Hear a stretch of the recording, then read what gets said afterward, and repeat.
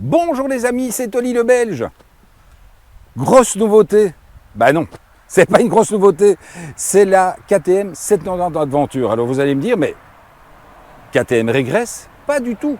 C'est une moto qui a été développée d'une part pour les permis à deux, parce que c'est une moto qui en full développe 70 kW, donc 90 chevaux, pour nos amis belges, enfin nos amis belges, nous sommes belges. Et ce qu'il y a surtout, c'est une moto qui est proposée entre 2 et 3 000 euros de moins que la 890. Mais comment faire un comparo quand on n'a qu'une seule moto? Eh bien, c'est là où la caméra se retourne dans un travelling formidable. Et nous avons quoi?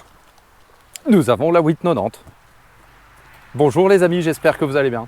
Donc oui, petite surprise, non, on ne peut pas appeler ça une surprise parce qu'en fait, je vous avoue, on s'est arraché le peu de cheveux qui nous reste, disons-moi.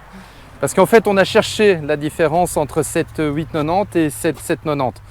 Sachant que la 790 donc, a été arrêtée en 2020, si je ne dis pas de bêtises, entre 2020 et 2021. La production a été arrêtée pour la sortie de cette KTM 890. Alors qu'est-ce qui change réellement? C'était au niveau du moteur. Bien sûr, on a un moteur 890 cm3 contre 790, une puissance d'environ 90 à 95 chevaux pour une puissance d'environ 105 chevaux pour cette 890. À côté de ça, je vous avoue que quand KTM a décidé de ressortir la 790, ils l'ont dit clairement, ils ne se sont pas cachés. En fait, c'est la moto d'il y a 10 ans. Donc c'est la moto qu'ils ont produite il y a 10 ans. Bien sûr, il y a certaines choses qui ont été un petit peu améliorées, comme par exemple le tableau de bord. Alors Sarah, tu peux montrer sur la 890, puisque c'est exactement la même chose. Ça va être pratique aujourd'hui. On ne va pas devoir passer d'une moto à l'autre parce que c'est chaque fois la même chose. On retrouve exactement le même tableau de bord entre cette 890 et cette 790. Les informations principales, la jauge à essence, bien sûr ici je suis sur la béquille latérale, mais si je fais ceci, nous avons ici donc le contour, nous avons la vitesse qui est affichée, donc là il n'y a rien de spécial. Vous allez dans le menu 7 qui est beaucoup plus simple que celui de la 1290 forcément, où là vous pouvez changer les différents modes de conduite. Il y en a 4 si je dis pas de bêtises. On a le mode street, le mode pluie, le mode off-road, le mode rallye qui est apparemment en option, c'est une option qui est à activer. On a ici les différents modes, alors je vais essayer de revenir en arrière, nous avons ici les différents modes de patinage et de contrôle de la glisse. Et nous avons le réglage du quick shifter, donc qui permet de l'activer et de le désactiver. Si on passe aux autres menus, on a ici les informations de la moto qui sont assez simples, la température, le voltage de la batterie à l'arrêt, l'autonomie, une autonomie de 200 km restante puisque nous avons quand même roulé ce matin. Autonomie très intéressante, consommation, je ne sais plus s'il est indiqué. Alors, Sarah nous en a parlé ce matin, donc voilà. 5 litres. 4,5 litres pour 4,5 litres pour la 890. Pour la 790. On vérifie, donc ici la 890 a fait 4,4 litres de consommation moyenne sur le trajet que nous avons fait. En duo. En duo, voilà. Ensuite ici, nous avons dans les différents menus tout simplement ce qui permet de personnaliser les boutons de favoris, donc les boutons de sélectionnement rapide. Le fameux système pour les phares, donc en fait c'est pour les diurne lights. Nous avons le shift light, donc pour indiquer quand vous devez changer de rapport, l'heure, les unités, le langage, le chauffage, quand vous voulez activer les poignées chauffantes, la selle chauffante conducteur, la selle chauffante passager, et ensuite toutes les fonctions supplémentaires qui ont été rajoutées sur cette moto chez l'importateur. Donc nous avons le mode rallye, le mode MSR, le quick shifter plus le régulateur de vitesse et le chauffage, donc, mais pour moi qui sont complètement de série en fait sur cette moto. Peut-être seule petite différence, et encore on va dire qu'on n'a pas trouvé l'info. On n'est pas sûr que le quick shifter sur la 790 est de base. Je pense que oui, je pense que ça doit être exactement la même chose. Mais comme il y a quand même une différence d'un total de 3 000 euros entre la 790 et la 890. Vraiment, on a cherché sur tous les sites entre 2 et 3 000 euros. Dernière petite chose que Gilles n'a pas précisé. Alors, c'est un plaisir pour moi de le rappeler, parce que comme il sait toujours tout normalement. Donc, quand vous passez en mode rallye ou en mode off-road, directement l'ABS se désactive sur la roue arrière et diminue très fortement de plus de 80% sur la roue avant. Donc ça vous permet de mettre la moto en glisse quand vous avez le niveau, bien entendu. Oui. Alors dernière chose aussi, ce qui différencie, après je te laisse repartir sur le reste, ce qui différencie quand même ces motos, donc on a parlé beaucoup des différents trails urbains, etc. Là on est sur un vrai trail, donc c'est une moto qui permet déjà d'avoir une position debout sur les repose-pieds qui vous permet d'avoir une très bonne un très bon ressenti de la moto, puisque vous avez vraiment la moto qui est entre vos jambes. La seule chose, c'est que si vraiment vous voulez vous faire beaucoup d'enduro, il y a aussi la possibilité de mettre des pontées un peu plus haut pour encore remonter le guidon. Comme ça, vous avez encore mieux la moto. Et alors, une chose que j'ai trouvé géniale et qui est une réalité, c'est un nouveau garde-boue avant. C'est un garde-boue avant qui est développé pour pouvoir rouler dans la boue sans le remplir. Alors, ceux qui roulent vraiment en off-road connaissent le problème. C'est vrai que quand on a un garde-boue bas, ben, il y a un moment donné, si on roule vraiment dans de la boue très collante, ça risque de remplir le garde-boue. Ici, pour le coup, ils ont vraiment travaillé pour que la boue s'écoule jusqu'à un certain point, si vous roulez vraiment dans des conditions difficiles. Et évidemment, il y a une chose qui est toujours remarquable, c'est cette immense protège-carter et protège-réservoir que vous avez sur ces motos, ce qui vous permettra, c'est une chose que l'on fait toujours, parce que quand on roule en enduro, si on n'est pas encore tombé, c'est qu'on n'a pas encore assez roulé vite. Mais c'est vrai qu'en enduro, d'office, il y a toujours un moment donné, vous allez coucher la moto. Et c'est vrai d'avoir ces gros renforts qui sont quand même bien sérieux. C'est là où en fait on retrouve la petite différence, c'est qu'effectivement la 890 n'a pas le même garde-boue que la 790 et le bouclier de protection du réservoir, puisque toute cette partie-ci, bien sûr, c'est la partie du réservoir, c'est qu'ici on a une partie qui est plastique et on a une partie qui est métallique.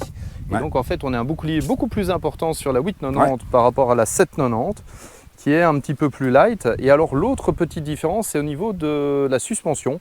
On a une suspension qui n'est pas réglable sur cette 790, donc on voit qu'en fait ici il n'y a pas de réglage possible, voilà, que ça soit d'un côté ou de l'autre, on n'a pas aucun réglage hydraulique. Au niveau de l'arrière, là par contre il faudra peut-être passer de l'autre côté pour le montrer Sarah, c'est qu'ici on voit qu'il y a les bagues de réglage pour la précontrainte qui est là, voilà, donc les bagues qui permettent de régler la force du ressort. Que sur cette 890 on a un gros bouclier à l'avant, vraiment un très très gros bouclier.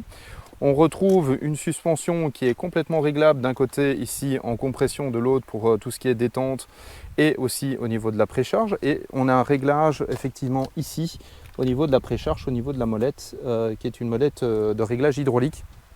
Et donc voilà. Après, ne vous fiez pas, nous avons reçu ce magnifique porte-bagages, mais qui est disponible aussi sur la 790. Voilà. Alors, nous avons reçu le porte-bagages, par contre nous n'avons pas eu les valises pour les présenter. Voilà. Autre chose qui a évolué aussi, et ça c'est vraiment une évolution que l'on a vraiment ressentie, c'est vraiment ce pare-brise qui était mieux retravaillé. Donc lorsque vous roulez avec un casque, toi tu roulais avec un intégral, moi je roulais avec un cross, mais vous avez quand même beaucoup moins de vibrations grâce à ce trou. Bon, par contre ça ne vous protège pas des mouchettes. Non. Ce sont les mêmes pare-brise des deux côtés et malheureusement, ça je trouve ça un petit peu triste, il n'est pas du tout réglable. Et je trouve que ça serait quand même sympa de pouvoir, monsieur KTM, d'avoir quand même des pare-brise un petit peu réglables. Ça permettrait d'être un peu plus à l'aise. Alors il y a une chose quand même qu'on va montrer, parce qu'on a eu la 890 d'origine. Oui, les rétroviseurs sont différents aussi. C'est vrai qu'on a pu jouer toute la semaine à quelles sont les 8 différences entre les deux motos, parce que tellement les différences sont très discrètes, mis à part les suspensions. Mais par contre, ce qui est très gai, c'est qu'on a reçu une 890 en taille normale, et une 790 surbaissée. En taille surbaissée. Et là, elle est surbaissée avec la selle haute. Et Gilles va nous montrer qu'il y a encore moins de descendre la selle. Je te montre sur laquelle, parce qu'en fait... Sur la 790, comme ça, après, qu'est-ce qu'on va faire? On va monter Sarah. On va faire monter Sarah. Sarah va monter sur la moto. Pour pouvoir, alors désolé, il y a des toiles d'araignée. Pour pouvoir faire ce petit réglage de selle, bien sûr, vous devez insérer votre clé ici. Donc est-ce que tu le fais bien, insérer la clé? Voilà, pour pouvoir retirer votre selle arrière, voilà, qui se met en position, on glisse d'abord l'arrière puis l'avant. Attends, je fais l'assistante. Ah, je faisais l'assistante. Voilà, et alors pour changer le réglage de selle, c'est assez simple, puisqu'en fait, voilà, je vais retourner la selle. Donc en fait ici, vous avez la possibilité de mettre donc la position basse ou la position haute. Et ici, en fait, on règle au niveau des, on va dire, des marches d'escalier. Donc c'est assez simple. Quand on veut la selle en position basse, au moment où on va l'insérer, tout simplement, on va la glisser vers le bas et on va venir la chausser. Donc là, on voit qu'en fait, elle est bien mise par rapport ici au carénage. Et si je veux la mettre en position haute, il faut que je la relève, il faut que je la redéfasse.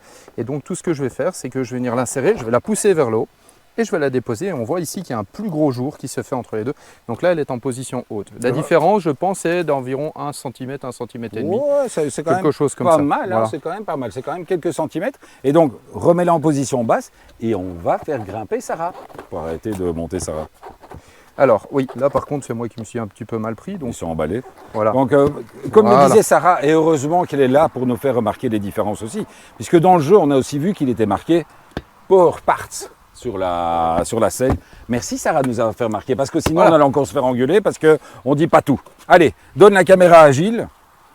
Voilà. Et donc là, on nous pose souvent la question, est-ce qu'un trail s'est adapté pour une frêle demoiselle? Alors là, elle a la bien, pointe des oui. pieds qui est largement par terre. Il n'y a vraiment pas de souci à ce niveau-là. Elle s'est Est-ce que complètement... tu es bien dessus, Sarah? Oui, franchement, oui, je suis bien. Il n'y a pas de souci. J'ai au moins les orteils par terre. Ouais. Et gros avantage évidemment effectivement esthétiquement c'est toujours un peu plus compliqué, mais c'est vrai que le fait d'avoir les réservoirs très très proches du sol, ça abaisse le centre de gravité et ça permet d'être beaucoup plus à l'aise pour quelqu'un de petite taille. Enfin de taille Moyenne. de taille moyenne. De taille moyenne pour la région de Charleroi. Alors, Mais, bah, Sarah, veux-tu bien monter sur la 890 qui, elle, n'a pas été surbaissée et en plus, la précharge à l'arrière avait été augmentée pour que tu puisses monter comme ouais, passager. parce qu'on a roulé en passager, donc Voilà. on va reparler Donc, du passager par après. Donc voilà, comme ça, on verra vraiment la différence. Alors, on voit que là, par contre, Sarah, effectivement, est un peu plus sur la pointe des pieds. Alors vous avez vu quand même le coup de guidon de Sarah. Hein. Très important aussi quand vous voulez remettre une moto droite, tourner le guidon. Voilà. C'est un plus. Ouais, attends, Ah, elle veut pas. Attends. ça va aller. Voilà, impeccable. Voilà, donc là, on voit qu'elle joue vraiment sur la pointe des pieds, sachant que la selle est en position basse. Basse. Donc oui, effectivement, il y a une petite différence quand même donc, entre la 790 et la 890. Mais bon, comme tu disais, Oli, elle a probablement été surbaissée ou prévue justement pour nos jeunes permis A2 qui peuvent être Ah un non, petit non, peu mais plus... elle était surbaissée. Et malheureusement, comme vous le voyez, Sarah l'a fait aussi. Donc ça, c'est toujours très important. Quand vous avez... la moto était surbaissée et malheureusement, la béquille n'a pas été adaptée au surbaissement. Donc là, on est un petit peu en dévers. Et la moto, si on la laisse droite comme ceci, elle est quasiment, quand on l'arrête, elle est pratiquement droite. Donc un petit coup de vent et elle est par terre. Donc clairement, donc n'oubliez pas, quand vous avez n'importe quelle moto et que vous êtes dans une situation un peu délicate, de toujours tourner le guidon, parce que vous allez mettre plus de poids sur la gauche, donc la moto va être un peu plus... Mais c'est vrai que depuis ce matin, on s'est déjà arrêté quelques fois dans des petits chemins, et c'est un peu tendu parce que la moto est vraiment très très droite. Alors, est-ce que le passager est bien installé? Alors, le passager est bien installé. Le passager est bien installé. On va se remettre sur la 890. Donc, Sarah est venue ce matin, puisque donc, elle a toujours un poignet un petit peu en rodage. Et donc, Sarah est venue avec moi sur la 890. Donc, c'est une moto qui permet allègrement de rouler Alors, à deux. la technique pour faire monter le passager, vous vous penchez en avant. Voilà. Voilà, ça facilite la... Ben, c'est un double avantage, cette technique. Ça permet effectivement aux passagers d'avoir plus d'aisance pour monter sur la moto. Et ça permet aussi aux pilotes de donner le signal de départ. Parce que c'est vrai qu'on voit souvent des passagers qui montent un petit peu par surprise. Et si le pilote n'a pas prévu, ça peut être dangereux. Donc à part ça, hein, la position est très sympa. On est bien assis. Les jambes sont pliées normales. J'ai pas mal aux fesses. Ouais. Tout va bien. Et Non, les poignées passagers sont quand même sympas. Hein. Même si tu... Oui, on sait les attraper. Il n'y a pas de souci. Même si tu... Mais après ça, c'est toujours la même chose, toujours la même idée. Donc, comme on a roulé d'une manière très souple, très à l'aise ce matin, le passager ne doit pratiquement pas se tenir. Et en cas de... Parce qu'on en a parlé aussi, parce que bon, on a croisé beaucoup de monde au Motosocial, c'est toujours hyper sympa de discuter avec vous les abonnés et les amis tout court. C'est effectivement lorsque vous roulez avec un passager, essayez de mettre toujours au point, avant de partir, quelques gestes qu'on peut faire. Donc si le passager a un problème, vous prévenir, pas essayer de sauter. Et même chose quand vous faites un dépassement un peu vif, un petit coup pour bien prévenir que le passager doit s'accrocher. Donc soyez prévenant, le passager comme le pilote. Donc voilà. Alors on remet, hop, et je te fais redescendre. Hop là. Et alors il y avait encore un truc, zut. Et quoi? Je ne sais plus, il y avait encore un truc dont je voulais parler. Alors, moi je J'ai voulais oublié. juste Ouais. parler, c'est la même option sur les deux, Oui, sur la juste. 890 que sur la 790. Vous avez une petite prise USB qui est ici vachement bien placée, qui est protégée vraiment par la bulle. Et vous avez encore une prise qui est juste ici en dessous. Donc c'est une prise plutôt type allume-cigare qui est juste en dessous qui vous permettra de brancher vos accessoires, vos vestes chauffantes et tout ce qui s'ensuit. Et on est exactement sur la même chose sur la 890, plutôt sur la 790. La petite prise USB qui est disponible sur le côté et de nouveau ici le capuchon qui permettra de brancher. Donc une prise type allume-cigare bar donc pour brancher vos GPS, veste chauffante et tout ce qui s'ensuit. Et dernière chose, avant-dernière chose dont on parle souvent, c'est effectivement, vous avez l'occasion ici de voir 2 fois les mêmes repose-pieds. Il y en a un qui a encore la petite déco, le petit caoutchouc pour que ce soit plus confortable pour rouler. Donc ça remonte un petit peu le pied, mais c'est plus confortable puisque c'est surtout que ça empêche de glisser. Ça empêche de glisser. Et alors vous avez la version trail où là vous n'avez absolument pas de caoutchouc. Alors dernière chose, et j'ai trouvé ça vraiment sympa, et c'est un truc sur lequel je voulais insister, c'est que KTM est quand même la première marque à officiellement nous dire que la 790 c'est fabriqué par CF Moto. Donc c'est fabriqué en Chine et d'être fabriqué en Chine n'est plus à l'heure actuelle un gage de médiocrité, de motos qui sont fragiles, etc. CF Moto, c'est quand même, fabrique des motos depuis très très longtemps et ce sont vraiment des motos qui sont fiables. Donc c'est vraiment des motos qui sont développées, même si celle-ci était développée il y a 10 ans, c'est des motos qui sont développées en Autriche, qui sont ingénierées en Autriche et qui sont fabriquées en Chine. Et franchement, que ce soit une moto fabriquée en Autriche ou fabriquée en Chine, dans les deux cas, vous avez la même qualité de fabrication. Alors, avant de me faire descendre, je n'ai pas dit que toutes les chinoises étaient des motos de qualité. Il y a encore toute une gamme de motos chinoises qui sont des motos de piètre qualité. Vous y retrouvez de temps en temps au niveau du prix. N'oubliez pas qu'effectivement, pour acheter du pas cher, c'est là où vous allez avoir des problèmes. Donc, de temps en temps, c'est vrai qu'il ne faut pas regarder à quelques milliers d'euros près. Mais c'est vrai que bon, elles ont le mérite d'exister. Il y a le mérite d'avoir des motos qui coûtent 3 000 €. Et c'est une bonne chose parce que dans ce cas-ci, on est sur des motos, ça reste KTM et ça reste des motos qui sont quand même extrêmement, qui sont quand même directement à un prix, on est largement au-dessus des 10 000 €. Je crois qu'il y a un de nos abonnés qui vient de faire demi-tour pour venir nous dire bonjour. Allez, on se retrouve bientôt les amis.